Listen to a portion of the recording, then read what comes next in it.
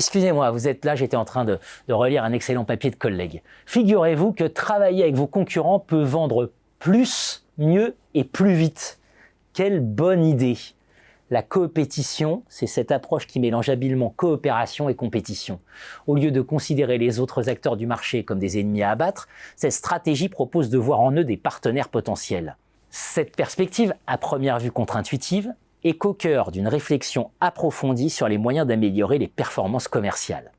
Elle est analysée de manière détaillée dans l'article dont je vous parlais, « Better, Faster, Stronger » The Impact of Market-Oriented Competition on Product Commercial Performance de Marc Robert, Paul Chiambaretto, Benjamin Mira et Frédéric Leroy, publié dans la revue Management @.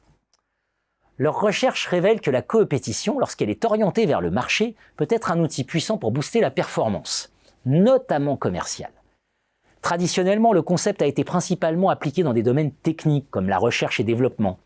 Cependant, les auteurs montrent que ces avantages s'étendent bien au-delà de ces sphères, notamment dans le marketing et la distribution, des secteurs où la proximité avec le marché est un enjeu fondamental.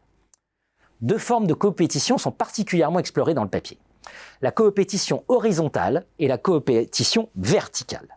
La coopétition horizontale, où des entreprises concurrentes au même niveau de la chaîne de valeur choisissent de collaborer, se distingue par ses avantages significatifs. Elle permet aux entreprises de bénéficier d'un réseau de distribution élargi, d'accéder à une clientèle plus vaste et d'augmenter leur pouvoir de négociation sur le marché. Ce type de coopération améliore non seulement la visibilité, mais aussi l'efficacité commerciale globale, créant ainsi une dynamique gagnant-gagnant pour les parties impliquées. Exemple, deux compagnies aériennes peuvent ainsi coopérer en partageant leurs sièges disponibles sur les systèmes de réservation, tout en restant concurrentes lorsqu'il s'agit de vendre ces sièges aux passagers.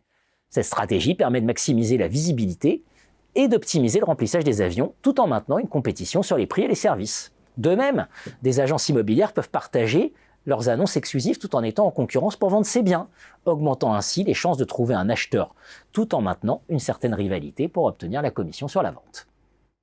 À l'inverse, la coopétition verticale, qui implique une collaboration entre entreprises à différents niveaux de la chaîne de valeur, n'a pas montré d'impact significatif sur la performance commerciale des produits.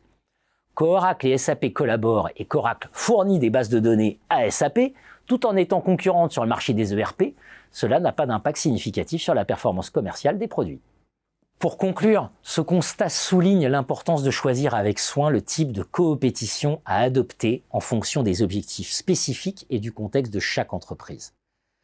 Mais cette stratégie ouvre assurément des pistes précieuses de réflexion pour les dirigeants.